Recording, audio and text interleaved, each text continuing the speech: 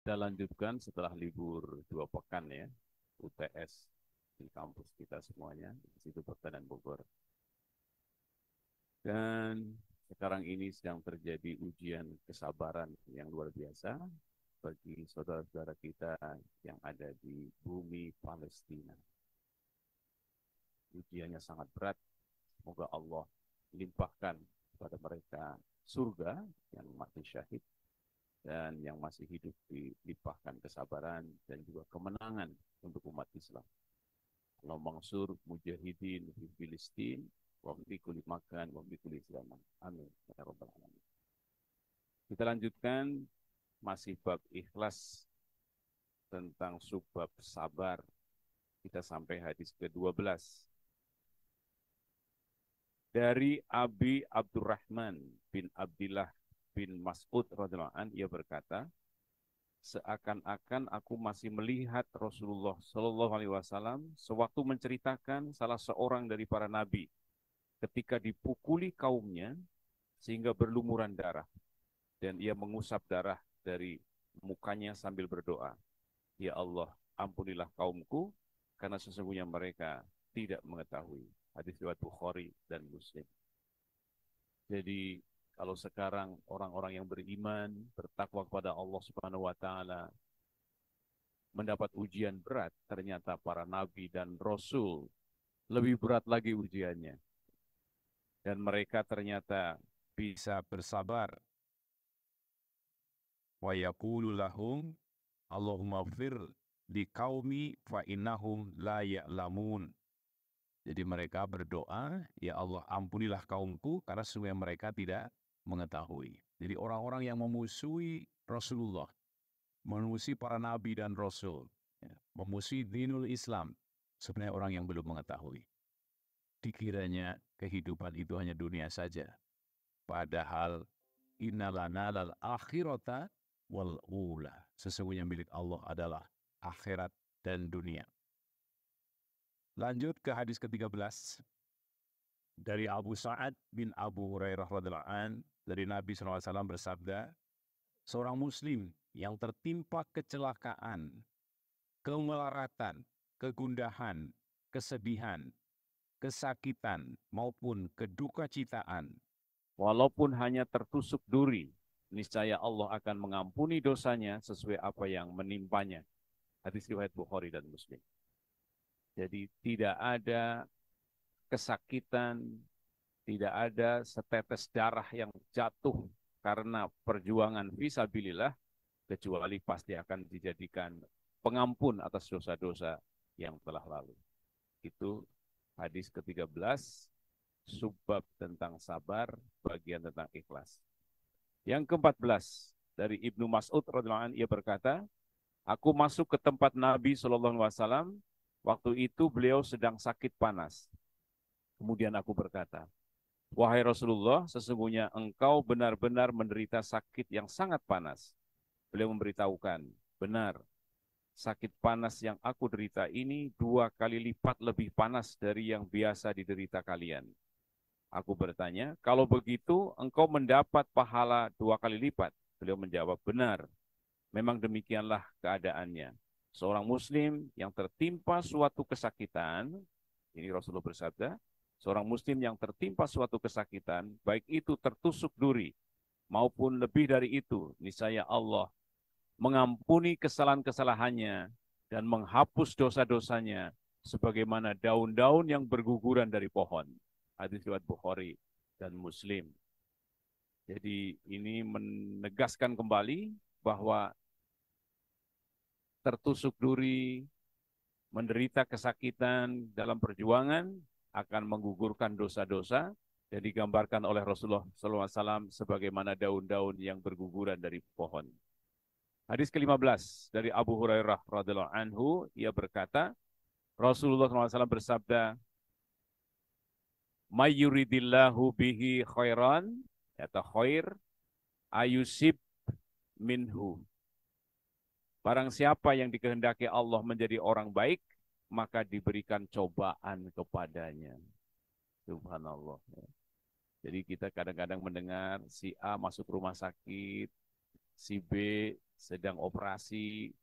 Ternyata bagi orang yang beriman, ya, syaratnya adalah orang yang beriman, yang bertakwa kepada Allah SWT. Barang siapa yang dikehendaki Allah menjadi orang baik, maka diberikan cobaan kepadanya. Bagaimana kalau itu menimpa orang kafir? Kalau menimpa orang kafir, semoga dengan sakitnya itu, dia bisa berpikir dan merenung.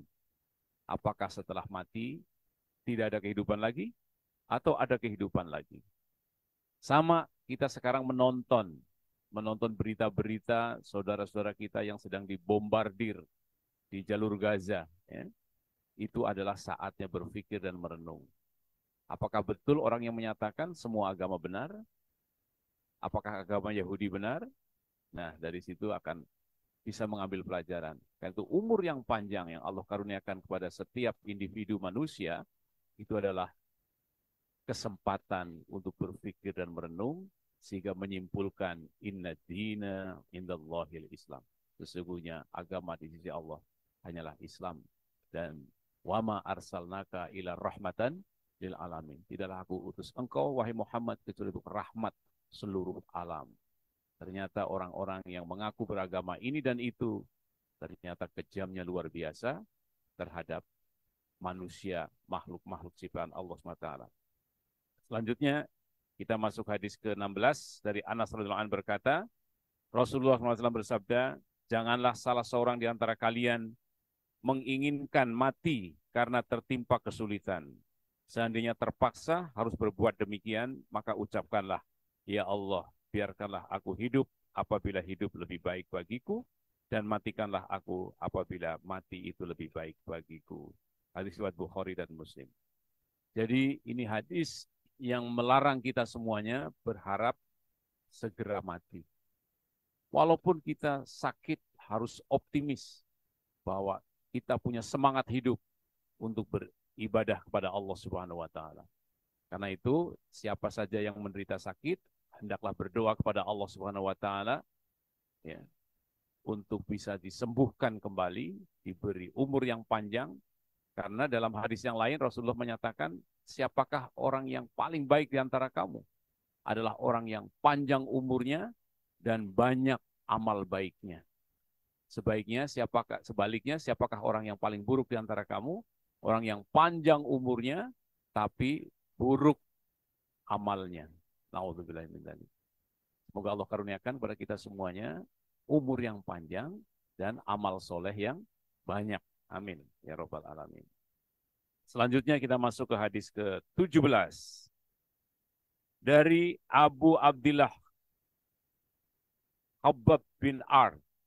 Ia berkata, kami mengadu kepada Rasulullah SAW, saat ini beliau sedang menggunakan sorbannya untuk alas di bawah lindungan Ka'bah.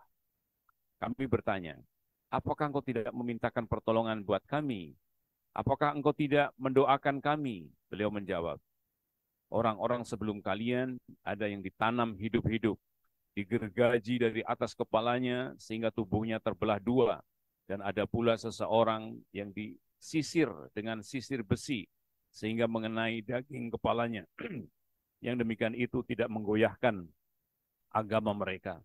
Demi Allah, Allah pasti akan mengembangkan agama Islam ini hingga merata di San'a sampai ke Hadratul Maut, dan masing-masing dari mereka tidak takut melainkan hanya kepada Allah. Melebihi takutnya kambing terhadap serigala. Tetapi kalian sangat tergesa-gesa. Hadis riwayat Bukhari. Jadi Rasulullah sedang ada di Ka'bah tetapi sedang tidak berdoa. Jadi dia menggunakan sorbannya untuk alas di bawah lindungan Ka'bah. Dalam suatu riwayat disebutkan beliau sedang berbantalkan sorbannya. Sedangkan kami baru saja bertemu dengan orang-orang banyak yang menyiksa kami dengan siksaan yang sangat berat. Jadi orang yang minta tolong, minta didoakan tadi adalah orang yang telah disiksa oleh orang-orang kafir. Hadis ke-18 dari Ibnu Mas'ud radhiyallahu anhu, dia berkata, setelah perang Hunain, jadi ini bercerita tentang pasca perang Hunain. Rasulullah SAW mendahulukan orang-orang yang terkemuka di dalam membagi rampasan perang. Beliau memberikan masing-masing 100 onta kepada Al-Aqra bin Habis dan kepada Uyainah bin Hisn. Dalam pembagian rampasan perang pada beberapa hari itu, yang didahulukan oleh beliau beberapa pemuka Arab, ada seorang pria yang berkata, demi Allah, sesungguhnya pembagian rampasan perang ini tidak adil dan nampaknya semata-mata bukan karena Allah. Maka aku berkata, demi Allah, aku akan menyampaikan hal ini kepada Rasulullah SAW. Jadi ada orang yang berkomentar bahwa pembagian Rasulullah itu tidak adil. Kemudian aku datang kepada beliau dan menceritakan apa yang dikatakan oleh pria tadi. Tiba-tiba berubahlah wajah beliau menjadi merah. Kemudian bersabda, siapakah yang adil bila Allah dan Rasulnya dianggap tidak adil? Beliau bersabda lagi, semoga Allah senantiasa melimpahkan rahmat kepada Nabi Musa, karena beliau telah disakiti hatinya melebihi diriku. Namun beliau tetap sabar. Aku berkata, tidak apa-apa. Aku tidak menyampaikan berita semacam itu lagi kepada beliau sesudah peristiwa itu. Hadis riwayat Bukhari Muslim. Jadi ketika Rasulullah SAW dibilang tidak adil oleh seseorang, Rasulullah sempat merah wajahnya, tetapi tidak sampai marah sekali. Kemudian beliau memaafkan orang yang mengatakan itu. Kemudian hadis ke-19 dari Anas radhiyallahu anhu, ia berkata, Rasulullah SAW bersabda, apabila Allah menghendaki hambanya menjadi orang yang baik, maka ia menyegerakan siksaannya di dunia. Dan apabila Allah menghendaki hambanya menjadi orang jahat, maka ia menangguhkan balasan dosanya sehingga Allah akan menuntutnya pada hari kiamat. Jadi sakit dan penderitaan itu adalah bentuk siksaan dari Allah selama kita di dunia, dan itu supaya nanti di akhirat tidak mendapatkan siksa saya kembali. Nabi SAW bersabda, sesungguhnya besarnya pahala itu tergantung besarnya ujian. Apabila Allah Ta'ala mencintai suatu bangsa, maka Allah akan menguji mereka. Sehingga siapa saja yang ridho, maka Allah akan meridhoinya. Dan siapa saja yang murka, maka Allah akan memurkainya. Hadis riwayat Tirmizi. Jadi kita sering melihat ya video-video bagaimana saudara kita di bumi Palestina. Keberaniannya, semangatnya, senyumnya di tengah-tengah dentuman-dentuman bom yang luar biasa. Mungkin kita sekali mendengar bom satu saja mungkin sudah ketakutan. Tapi mereka subhanallah bersama keluarganya, bersama anak-anaknya, ya, mereka diberi kekuatan oleh Allah Subhanahu wa taala. Ternyata Nabi SAW bersabda, sesungguhnya besarnya pahala itu tergantung besarnya ujian. Apabila Allah Ta'ala mencintai suatu bangsa, maka Allah akan menguji mereka. Karena itu kita hendaklah bersabar ketika kita mendapatkan ujian. Tapi tidak usah berharap untuk diuji. Ya, tidak usah untuk diuji. Kalau ujian udah pasti akan disampaikan ke kita. Hadis ke-20 dari Anas radhiyallahu an, ia berkata, Abu Tolhah. Nah ini keluarga yang luar biasa sabarnya. Ya. Abu Tolhah dengan istrinya mempunyai anak yang sedang sakit. Sewaktu Abu Tolhah pergi, anaknya meninggal dunia. Ketika Abu Tolhah pulang, ia bertanya, bagaimana kondisi anak kita? Ummu Sulaim, itu istri Abu Tolhah, menjawab, anak kita lebih tenang. Nggak berbicara langsung sudah meninggal, tapi lebih tenang. Kemudian istrinya menghidangkan makanan, lalu Abu Tolhah pun makan. Selesai makan, istrinya berkata, kuburkanlah anak itu. Kemudian pada pagi harinya, Abu Tolhah datang kepada Rasulullah SAW dan menceritakan hal itu. Beliau bertanya, apakah tadi malam kamu bercampur dengan istrimu? Abu Tolhah menjawab, iya. Kemudian Rasulullah SAW mendoakan keduanya. Ya Allah, mudah-mudahan engkau memberkahi keduanya.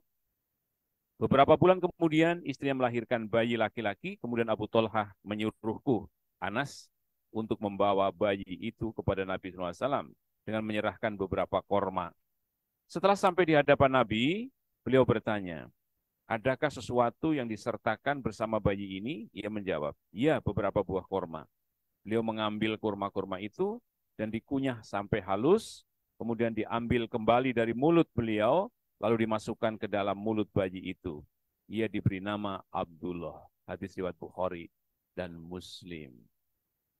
Jadi istrinya menyambut ketika baru pulang, padahal anaknya dalam keadaan meninggal, ya, bahwa bagaimana kabar anaknya, tenang, kemudian menghidangkan makanan, kemudian berkumpul suami istri, setelah itu kuburkan anaknya. Ini penjelasannya selanjutnya di dalam sebuah hadis riwayat Imam Bukhari disebutkan, Ibnu Uyainah berkata, ada seorang sahabat Ansor yang berkata, aku melihat ada 9 anak yang kesemuanya telah pandai membaca Al-Quran. Salah seorang di antaranya adalah Abdullah. Dalam sebuah hadis riwayat Imam Muslim disebutkan sewaktu anak Abu Tolhah dan Ummu Sulaim meninggal dunia, Ummu Sulaim berkata kepada segenap keluarganya, janganlah kalian menceritakan peristiwa anakku kepada Abu Tolhah sebelum aku sendiri menceritakannya. Setelah Abu Tolhah datang, istrinya segera menghidangkan makan, maka makan dan minum Abu Tolhah. Setelah itu istrinya mengajak bercanda sehingga bersetubuh dan memberikan pelayanan dengan sebaik-baiknya. Setelah istrinya tahu bahwa suaminya telah kenyang dan puas, maka berkatalah Ummu Sulaim, wahai Abu Tolhah, bagaimana pendapatmu seandainya ada sekelompok orang yang meminjamkan sesuatu kepada salah satu keluarga, kemudian orang itu meminta kembali pinjamannya. Apakah pantas keluarga itu menolaknya? Abu Tolhah menjawab, tidak pantas. Istrinya berkata, relakah putramu, Abu Tolhah? Marah-marah seraya berkata, kenapa kamu diam saja sejak tadi sehingga aku bersetubuh denganmu, barulah kamu memberitahu tentang anak kita. Kemudian Abu Tolhah pergi dan datang kepada Rasulullah SAW, telah menceritakan apa yang terjadi. Kemudian Rasulullah SAW bersabda, semoga Allah memberkahi apa yang telah kalian lakukan tadi malam. Beberapa bulan kemudian istrinya hamil. Setelah itu Rasulullah SAW bepergian bersama Abu Tolhah dan istrinya. Jadi bertiga pergi. Ketika kembali dan akan masuk kota Madinah, Ummu Sulaim tidak bisa melanjutkan perjalanan. Abu Tolhah berdoa, ya Allah, sesungguhnya aku sangat senang kalau keluar masuk kota bersama Rasulullah SAW. Namun sewaktu aku akan masuk kota, ditahan di sini, sebagaimana engkau ketahui. Kemudian Ummu Sulaim berkata, wahai Abu Tolhah, rasa sakit perutku kini hilang, maka mari kita berjalan terus. Dan mulai terasa sakit kembali, sakit perutnya ketika telah masuk kota Madinah. Di sanalah kemudian Ummu Sulaim melahirkan seorang bayi laki-laki, dan ia berkata, janganlah ada seorang pun yang menyusuinya sebelum kamu bawalah kepada Rasulullah SAW. Maka pada pagi harinya aku membawa bayi itu ke hadapan Rasulullah SAW. Kemudian Rasulullah menyuapkan makanan yang telah dikunyah dan bayi itu diberi nama Abdullah. Karena itu ada kebiasaan bayi yang baru lahir dikunyahkan korma, ya, kemudian dimasukkan ke dalam mulutnya sebagai apa, sesuatu yang masuk pertama sebelum air susu dari ibunya. Ini dasar hadisnya, riwayat Bukhari dan Muslim. Dan ini akan menjadi orang yang hafal Al-Quran. Subhanallah. Sedikit lagi, hadis ke-21.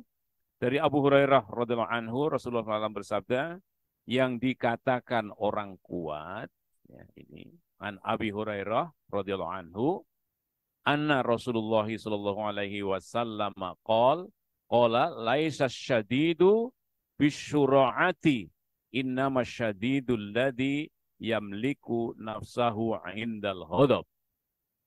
Ya, yang dikatakan orang kuat bukanlah orang yang menang bertarung, tetapi yang dikatakan orang kuat adalah orang yang dapat mengendalikan dirinya ketika sedang marah. Hadis riwayat Bukhari dan Muslim. Karena itu saya dan seluruh hadirin hadirat rahimakumullah, kita harus bisa menahan amarah. Apalagi marahnya cuma kalah futsal. Kalah futsal marah-marah sampai ya bertengkar, berantem antar fakultas. Ya. Nauzubillah min dzalik. Sedikit lagi masih tentang marah, hadis kedua-dua. Dari Sulaiman bin Surat radhiyallahu anhu, ia berkata, aku duduk bersama Nabi sallallahu alaihi wasallam.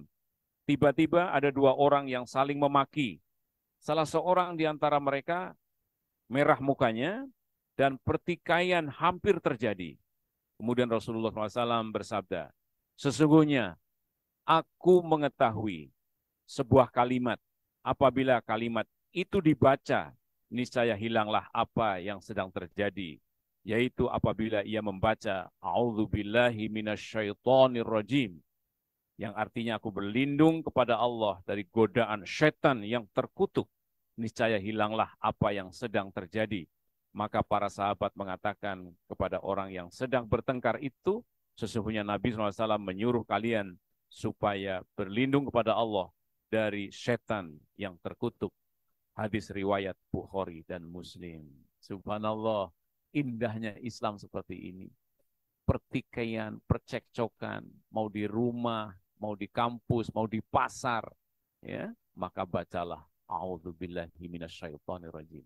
Karena pertikaian, percekcokan, apalagi sudah mau menghunuskan golok, akan menghantamkan, bacakan A'udzubillahi minasyaitonirrajim, maka insya Allah Rasulullah mengatakan, maka pertikaian itu akan terhenti. Demikian rangkaian hadis, ya, dari awal sampai akhir tentang bagaimana menahan marah. Tapi saya ingin membacakan satu lagi hadis ke-25 dari Abu Hurairah radhiyallahu anhu. Ia berkata, orang mukmin baik pria maupun wanita senantiasa mendapatkan cobaan, baik dirinya, anaknya maupun hartanya, sehingga ia menghadap Allah Ta'ala tanpa membawa dosa. Demikian hadis riwayat Tirmizi yang ini. Riwayatin Tirmizi. Mungkin ada pertanyaan-pertanyaan, saya persilahkan. Assalamualaikum warahmatullahi wabarakatuh.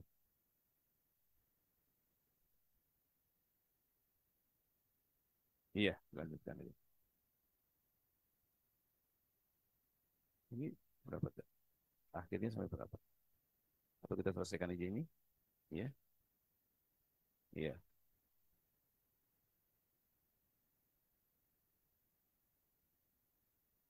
Oke, kita 23 belum saya baca, 23 saya bacakan lagi, 23 sedikit lagi supaya bab tentang sabar selesai ya. Hadis ke-23 bab tentang sabar. Dari Muaz bin Anas radhiyallahu anhu, Nabi SAW bersabda, barang siapa yang mampu menahan marah, padahal sebenarnya ia bisa untuk melampiaskannya, maka pada hari kiamat Allah SWT akan memanggilnya di hadapan para makhluk, kemudian ia diminta untuk memilih bidadari yang cantik jelita sesuai dengan yang diinginkannya. Hadis riwayat Abu Daud dan Tirmizi. Ke-24 dari Abu Hurairah radhiyallahu anhu, ia berkata, ada seseorang berkata kepada Nabi Sallallahu Alaihi Wasallam, nasihatilah aku. Ini sangat terkenal. Beliau bersabda, janganlah kamu marah, la taghdab. Ya. Orang itu berkata lagi, minta nasihat kepada Nabi SAW, namun Nabi SAW tetap menjawab, la taghdab. Hadis riwayat Bukhari. Yang ke-25 sudah saya bacakan, kita pindah ke yang 26. Dari Ibnu Abbas radhiyallahu anhu, ia berkata, ketika Uyainah bin Hisam datang, ia menginap di tempat keponakannya. Ya, jadi tentang Uyainah yang bernama, dia menginap di rumah keponakannya bernama Al-Hur bin Qais. Dia termasuk orang yang dekat dengan Umaro, berarti dekat dengan pemerintahan. Dan Umar memang mengangkat orang-orang yang pandai di dalam Al-Quran sebagai kawan duduk dan kawan bermusyawarah, baik tua maupun muda. Uyainah berkata kepada keponakannya, wahai keponakanku, kamu adalah orang yang dekat dengan Amirul Mukminin, maka mintakan izin agar aku dapat menghadap kepadamu. Kemudian keponakannya memintakan izin, Umar pun mengizinkan. Ketika Uyainah masuk, ia berkata, wahai Ura Al-Khotob, putra Al-Khotob, demi Allah, kamu tidak berbuat banyak terhadap kami dan kamu tidak adil di dalam mengadili kami. Maka marahlah Umar dan hampir saja Umar memukulnya. Kemudian Al-Hur berkata kepada Umar, wahai Amirul Mukminin, sesungguhnya Allah Ta'ala telah berfirman kepada Nabi SAW, berikanlah maaf, suruhlah untuk berbuat baik, dan janganlah kamu hiraukan orang-orang yang bodoh. Dan sebenarnya orang ini adalah termasuk orang yang bodoh. Demi Allah, ketika ayat ini dibaca, Umar seakan-akan belum pernah mendengarnya, Padahal Umar adalah orang yang sangat teliti terhadap kitab Allah Subhanahu wa taala. Hadis riwayat Bukhari. Jadi ketika menjadi umaro, ketika dilaporkan atau didemo, ya, jangan menghadapi dengan kemarahan, tetapi hadapilah dengan kebaikan, ramah tamah, adil. Karena itu maka Rasulullah membekali kita semuanya, ketika ada demonstrasi, ketika Anda menjadi pejabat, jangan sampai menghilang, tapi hadapilah. Karena demonstran itu bagaikan air bah yang kalau dihadang, maka dia akan nabrak, akan merusak fasilitas-fasilitas umum, fasilitas negara. Yang terbaik mesti ditemui. Kalau tidak mau menemui keseruan, ambil perwakilan-perwakilannya. Itulah yang terbaik. Jadi jangan sampai Anda menjadi pejabat lari dari orang-orang yang akan mengungkapkan permasalahan-permasalahan yang ada di tengah-tengah masyarakat. Yang ke-27, dari Ibnu Mas'ud radhiyallahu anhu, Rasulullah SAW bersabda, setelah aku meninggal akan ada orang yang hanya mementingkan dirinya sendiri, dan ada pula hal-hal yang diingkarinya. Para sahabat bertanya, wahai Rasulullah, apa yang harus kami lakukan? Beliau menjawab, kamu harus menyampaikan kebenaran yang kamu ketahui dan memohonlah kepada Allah agar mendapatkan hakmu. Hadis riwayat Bukhari dan Muslim. Dua hadis lagi. 28 dari Abu Yahya Usaid bin Hudayr radhiyallahu anhu, ia berkata, ada seorang sahabat Ansor bertanya, wahai Rasulullah, mengapa kamu tidak mempekerjakanku sebagaimana kamu telah mempekerjakan si fulan? Beliau menjawab, sesungguhnya sepeninggalku nanti kamu akan mendapatkan orang-orang yang suka mementingkan diri sendiri. Maka bersabarlah kamu sampai bertemu denganku di dekat telaga Kausar. Hadis riwayat Bukhari dan Muslim. Jadi ini hadis tentang apa? Tentang orang yang minta jabatan. Ya, minta jabatan. Menemui Rasulullah, kenapa engkau tidak diangkat aku menjadi bupati, menjadi gubernur, menjadi menteri, seperti itu? Ternyata Rasulullah yang menentukan, ya, berdasarkan kemampuan para sahabatnya. Yang ke-29 dari Abu Ibrahim, Abdullah bin Abi Aufa radhiyallahu anhu dikatakan, kali tertentu Rasulullah SAW menanti kedatangan musuh sehingga matahari tergelincir. Maka bangkitlah beliau di tengah-tengah para sahabat seraya bersabda, wahai manusia, janganlah kalian berharap bertemu dengan musuh dan mintalah selalu pengampunannya, serta sabarlah, ketahuilah bahwa surga itu di bawah naungan pedang. Kemudian Nabi SAW berdoa, ya Allah, yang menurunkan kitab, yang menjalankan awan, yang mengalahkan musuh, kalahkanlah mereka, dan tolonglah kami untuk mengalahkan mereka. Hadis riwayat Bukhari dan Muslim. Hadis ini juga banyak sekali peristiwa-peristiwa di mana sekelompok kecil bisa mengalahkan pasukan yang sangat banyak. Mereka bisa saja tanpa melalui peperangan, atau peperangan tetapi yang memenangkan adalah Allah Subhanahu wa taala. Hadirin hadirat masih ingat kisah Talut dan Jalut dalam surat Al-Baqarah? Subhanallah. Talut itu tentaranya hanya sedikit. Jalut itu tentaranya sangat banyak. Ternyata hanya dengan lemparan batu dari Daud dengan izin Allah mengenai mata Talut, sehingga robohlah Talut yang luar biasa, badannya sangat kekar dan pakai baju besi. Dengan jatuhnya Talut, maka seluruh pasukan lari mundur, terkalahkan atas izin Allah Subhanahu wa taala. Karena itu jangan pernah kita takut, jangan pernah kita gentar melihat triliunan rupiah yang dibelanjakan untuk memenangkan seseorang, memenangkan kepemimpinan. Kita lempar dengan 10.000 kerikil-kerikil kecil dari jamaah semuanya. Insya Allah Allah akan berikan kemenangan untuk bumi Indonesia. Demikian, Assalamualaikum warahmatullahi wabarakatuh.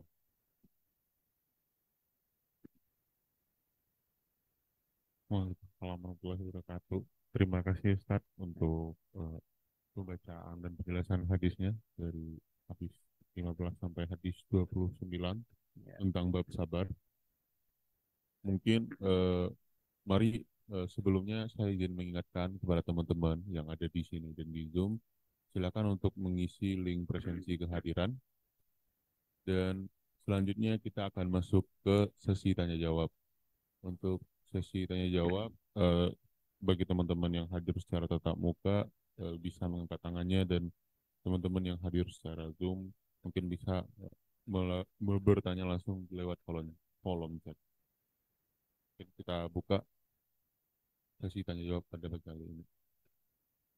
Saudara. Ya, silakan. Assalamualaikum warahmatullahi wabarakatuh. Waalaikumsalam warahmatullahi wabarakatuh. Saya ingin bertanya tentang rasa sakit yang dialami seseorang yang didapatkan karena akan melakukan maksiat. Contohnya kayak misalnya dia ingin mencuri, cuma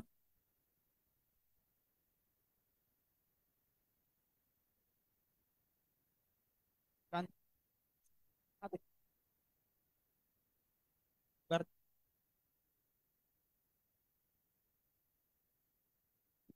Ya. Mana Mas, langsung? Ya. Bagaimana kalau orang yang mau mencuri atau berbuat maksiat, kemudian terkena kecelakaan? Itu adalah anugerah dari Allah Subhanahu wa taala untuk berpikir, untuk merenung. Jadi Allah itu sangat cinta kepada makhluk-makhluknya, seluruh manusia. Karena itu firman Allah pada ayat-ayat Makkiyah itu senantiasa diserukan ya ayuhan nas. Tapi ayat-ayat yang di Madinah sudah ya ayyuhalladzina amanu. Ya ayuhan nas artinya wahai seluruh manusia. Jadi apapun yang menimpa seseorang sebenarnya adalah peringatan dari Allah Subhanahu wa taala. Semoga dengan adanya musibah, adanya kecelakaan, adanya penyakit, itu mereka bisa berpikir. Ternyata Allah itu ada. Allah sangat sayang kepadaku untuk aku bertaubat. Karena itu kunci utama keselamatan, kunci utama yang sudah kita bahas pada awal ya tentang taubat. Itu adalah ampunan Allah itu hanya bisa diperoleh melalui ya ayyuhalladzina amanu tubu ilallah taubatan nasuha asa rabbukum ayukaffiru ankum sayiatikum wa yudkhilakum jannah dan seterusnya. Jadi ampunan Allah. Banyak juga Mas, orang yang tadinya membenci Islam, setelah itu dia sakit parah, operasi segala macam, keluar, dia jadi rajin ke masjid. Ya, itu subhanallah. Tadinya dia biasa-biasa saja. Ya, ini. Tadinya juga ada orang-orang yang benci banget dengan Islam dan sebagainya. Begitu lanjut usia, kemudian dia sakit, hampir mati, sembuh. Akhirnya dia bergabung dengan orang-orang yang mencintai Allah dan Rasul-Nya, yang berjuang di jalan kebaikan, jalan kebenaran, tidak mengikuti jalan orang-orang yang ingkar terhadap Allah Subhanahu wa taala. Banyak peristiwa itu. Kita di Indonesia juga banyak orang-orang seperti itu. Tadinya politisi itu tidak suka dengan orang-orang Islam. Setelah itu sakit, kemudian dia menjadi suka dengan Islam. Demikian jawaban saya. Terima kasih. Apakah saudara, alhamdulillah sudah puas ya. Terima kasih Ustadz. Mungkin ada pertanyaan dari ruang Zoom, chat Zoom, dari saudara. Izin bertanya, Ustadz, jika ibadah kita dipuji dan kita pun menjadi bersemangat untuk beribadah, apakah hal tersebut termasuk ria atau tidak, Ustadz? Ya, gimana nih pertanyaannya kalau dipuji, ya kan? Kemudian kita tambah bersemangat, apakah ini ria atau tidak? Tidak. Jadi pujian juga membuat kita semangat, itu bagus-bagus saja. Yang utama hati kita yang harus kita jaga, hati kita. Karena pujian itu tidak bisa kita tolak ketika orang mengatakan, "Wih, bagus tadi pertanyaan kamu, ya kan? Bagus tadi ceramah kamu." Itu nggak bisa kita tolak. Tapi juga jangan sedih ketika misalnya, waduh pertanyaannya jelek banget, besok nggak akan nanya lagi. Biasa saja. Jadi simpanlah ikhlas itu di dalam hati. Ya. Sehingga orang yang disebut dengan ikhlas itu mau dipuji juga tetap semangat, direndahkan juga tetap semangat. Jadi semangat itu harus terus ada di dalam jiwa-jiwa orang yang beriman dan bertakwa. Karena apa? Nikmat hidup itu hanya Allah yang tahu sampai kapan akan terhenti. Kalau kita tidak semangat, maka akan rugi. Jadi apakah ria atau tidak? Tidak ria. Ya, karena itu kan ada orang yang misalnya teropak lewat. Saya mau infak apa tidak? Ya kan? Mau infak, wah khawatir ria nih sebelahnya ngelihat, ya kan? Lebih baik infak daripada keropak lewat nggak sodako. Jadi jangan karena alasan ria kita tidak memasukkan uang ke dalam keropak. Masukkan aja. Itu urusan hati kita. Dia mau ngomong apa, ya, dan seterusnya. Jadi kita mesti punya program, punya semangat untuk infak dan sodakoh, dan jangan takut ria. Demikian. Terima kasih. Terima kasih Ustaz. Berarti kita jangan takut untuk ria itu Ya, sendiri ya jangan Ustaz. takut. Takut ria jadi nggak sodakoh. Takut ria nggak datang ke pengajian Selasa pagi. Khawatir dibilang, wah kamu ini. Demikian ya. Jadi karena Allah saja. Alhamdulillah kita sudah baca hadis. Minimal pernah mendengar Rasulullah bersabda tentang ini, tentang itu. Pasti akan terus teringat. Suatu hari tinggal cari kitabnya, cari bukunya. Ketemu lagi. Jadi pernah mendengar saja itu sudah sangat penting. Makanya kita berusaha supaya sampai khatam nanti pernah mendengar. Demikian Mas. Subhanallah. Jadi kepada teman-teman jangan malu dan takut ria untuk datang ke kajian pada pagi kali ini dan selanjutnya. Mungkin kita lanjut sesi tanya jawab kita pada pagi kali. Jika ada teman-teman di sini yang ingin bertanya, silahkan mengangkat tangannya, Ikhwat dan Ikhwat. Dan jika ada di ruang Zoom, silahkan melalui chat Zoom. Silakan. Para akhwat silakan.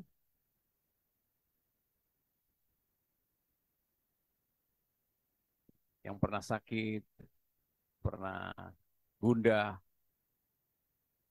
pernah sengsara, ya. Ya, silakan Mas. Bismillah. Assalamualaikum warahmatullahi wabarakatuh. Waalaikumsalam warahmatullahi wabarakatuh. Afwan Ustaz, izin memperkenalkan diri. Nama Muhammad Iksan ini dari Departemen Sipil 58. Izin bertanya Ustaz. Waktu anak SMA dulu itu pernah dengar kajian dari salah satu Ustadz yang anak ikutin kajiannya. Singkat aja dia tuh pernah bilang bersabarlah sampai engkau menemuiku di telaga. Mungkin mohon Ya, ada tadi. Sudah kita bacakan tadi. ya, mungkin pertanyaan saya maksud dari ungkapan itu apa Ustaz? Karena saya masih bingung maksudnya bersabar sampai telaga berarti itu batasan dari bersabar atau gimana? Ya. Jadi ini kan kisahnya banyak nih ya, sahabat-sahabat Rasul yang minta jabatan. Salah satunya Abu Hurairah juga pernah menemui Rasulullah minta jabatan. Ternyata tidak diberi oleh Rasulullah. Bersabarlah, bersabarlah. Agar kamu masuk surga. Intinya sampai ke sana, sampai menemui aku nanti di padang, di telaga Al-Kausar. Jadi ini kisahnya tentang seseorang yang minta jabatan. Tapi tidak diberikan. Agar kamu bersabar dengan keadaanmu. Karena kalau pejabat kan bisa punya mobil, bisa kendaraan, fasilitasnya banyak banget pejabat-pejabat itu. Ya, tapi tidak banyak orang menjadi pejabat mampu menunaikan amanah. Makanya Rasulullah menghibur dengan sabar. Tidak usah jadi pejabat. Nanti kamu menemui aku di telaga Al-Kausar. Kamu bisa masuk surga tanpa harus jadi pejabat. Bisa saja kamu bisa masuk neraka karena menjadi pejabat. Itu Mas. Jadi memang sangat menggiurkan. Ya seperti sekarang ini suasananya. Ada yang pengen jadi wakil presiden. Ya, ada yang pengen jadi ya menteri dan sebagainya. Padahal belum tentu mampu menjadi wakil presiden. Belum tentu mampu menjadi menteri. Karena apa? Menjadi wakil presiden, menjadi menteri, itu amanahnya sangat besar. Ya. Harus bisa membebaskan penjajahan dari muka bumi, harus bisa mengentaskan kemiskinan, menurunkan atau membebaskan angka stunting, ya kan? Bagaimana? Tapi di sisi lain pengen bermewah-mewah, ya kan? Akhirnya banyak orang yang suksesnya itu jadi pejabat bermewah-mewah, tetapi amanah-amanahnya tidak tercapai. SPP mahal, angka putus sekolah sangat tinggi, angka lulusan SMA tidak masuk perguruan tinggi, pengangguran di mana-mana, itu semua amanah, tanggung jawab. Kalau kamu dikasih pejabat itu dengan kemampuanmu yang seperti itu, maka Rasulullah tidak memberikannya. Bersabarlah hingga kamu menemui aku di telaga Al-Kautsar. Subhanallah, indah banget kalimat Rasulullah SAW. Tidak mengatakan kamu lemah, kamu tidak mampu, kamu tidak dan sebagainya. Ujian keimanannya sangat berat. Demikian Mas. Terima kasih. Terima kasih untuk jawabannya Ustadz. Memang ujian dari jabatan itu sangat berat. Apakah saudara mungkin puas dengan jawabannya? Mungkin apakah ada pertanyaan lain?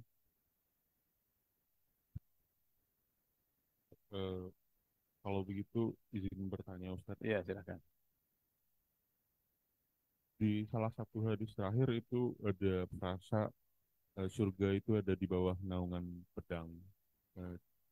Apakah itu termasuk dalam Islam konteks kekerasan atau bagaimana Ustadz? Iya. Itu tadi hadisnya tentang Rasulullah yang sedang menunggu pasukan yang akan menyerang Rasulullah SAW. Kemudian Rasulullah mengatakan di situ, jangan menunggu, ya kan? Jangan menunggu, tapi berdoalah kepada Allah SWT agar dimenangkan atas musuh-musuh Islam. Nah, apakah perjuangan Islam itu di bawah pedang? Bukan. Tetapi kalau ada orang yang mengambil hak-hak umat Islam, menyerang negeri Madinah, maka Rasulullah pasti harus amar ma'ruf nahi mungkar. Tidak bisa kita.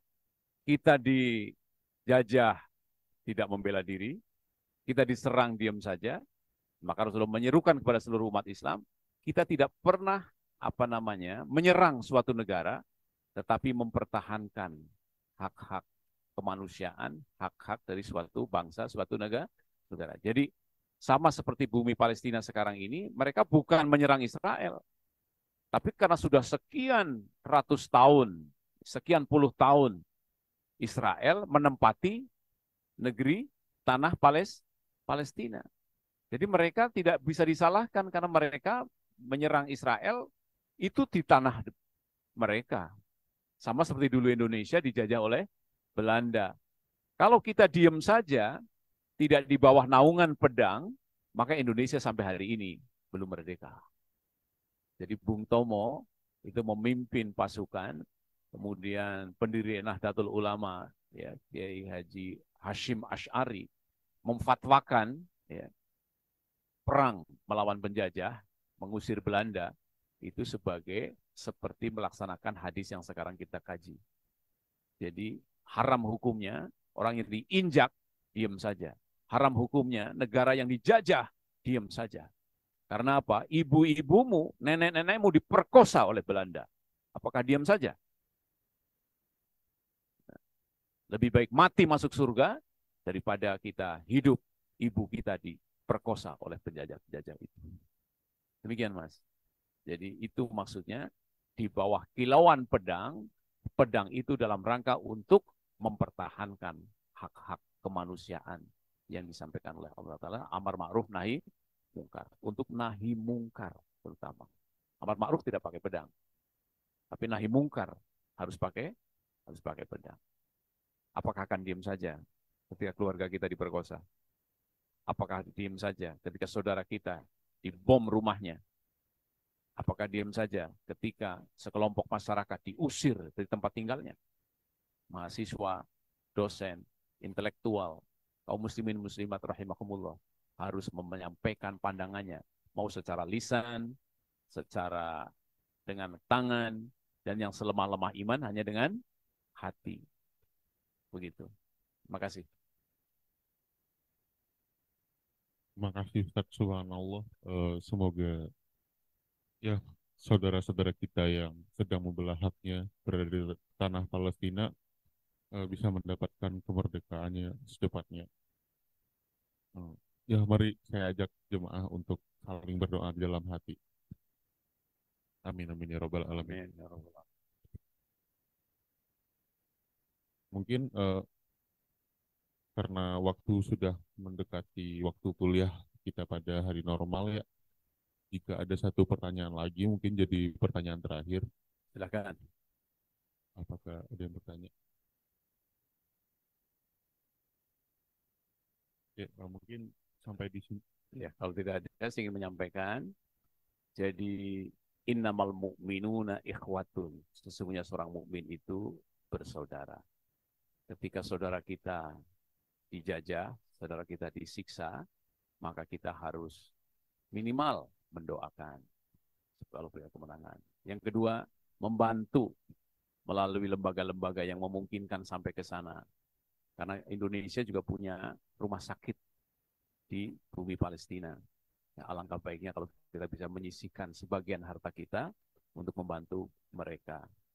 Yang berikutnya, apabila ada kesempatan untuk berbicara, untuk menyampaikan pada orang lain, sampaikan bahwa untuk bisa masuk surga itu harus bantu membantu dan tolong menolong. Jadi suatu kenyataan sekarang ini, kebenaran dalam surat Al-Anfal ayat ke-67, alladzina kafaru ba'duhum awliya'u ba'd ila taf'aluhu takun fitnatun fil ardi wa fasadun kabir. Orang kafir itu satu sama lain bantu membantu dan tolong menolong. Ila taf'aluhu, jika kamu tidak melakukan itu, takun fitnatun fil ardi, maka akan terjadi fitnah di muka bumi dan fasad. Fasad itu kerusakan yang besar. Ya, kerusakan yang besar. Saksikan dengan baik. Israel dengan seluruh teman-temannya, mereka saling membenarkan. Ya, Amerika membenarkan, Eropa membenarkan. Ya, itu salahnya orang Palestina kenapa kemarin menyerang. Padahal Palestina bukan menyerang, karena sudah diboikot selama 2 tahun. Ya, tidak ada pintu masuk untuk kerja. Bahkan untuk sekolah pun nggak bisa berjalan. Nah, kemudian mereka berpikir, maka Allah bantu dengan kekuatan beberapa roket yang dikirimnya. Tapi pidato-pidato teman-temannya langsung mengatakan yang dikutip. Bahkan di Indonesia banyak sekali orang-orang yang mengatakan salah sendiri kan nyerang, maka sekarang diserang. Seperti itu. Nah, kalau orang-orang yang beriman, bertakwa, tidak membantu orang-orang yang sedang disiksa, maka akan jadi takun fitnatun fil ardi wa fasadun kabir. Akan jadi kerusakan yang besar. Sekarang sedang menimpa Palestina, nanti bisa menimpa Indonesia bila kita tidak membela yang benar. Yang batil akan menjadi seperti benar. Ya, seperti benar. Dan sekarang menjadi kenyataan bagi kita semuanya. Seperti yang Allah sampaikan dalam Al-Quran, akan kamu temui orang yang paling kejam, paling keras terhadap orang beriman, yaitu orang-orang yang pertama Yahudi, yang kedua adalah orang musyrik. Ya, orang yang menyekutukan Allah itu sangat keras. Orang yang lemah lembut terhadap orang-orang yang beriman adalah orang-orang yang mengatakan, aku adalah orang Nasoro. Orang Nasrani tidak sekejam Yahudi. Ini sudah informasi dari Allah Subhanahu wa Ta'ala. Ini sebagai penutup saja. Jadi kita tidak boleh diam, karena tadi surga itu di bawah naungan kilauan pedang. Pedang hari ini adalah doa, infak, sedekah, jihad dengan harta dan jiwa kita. Assalamualaikum warahmatullahi wabarakatuh.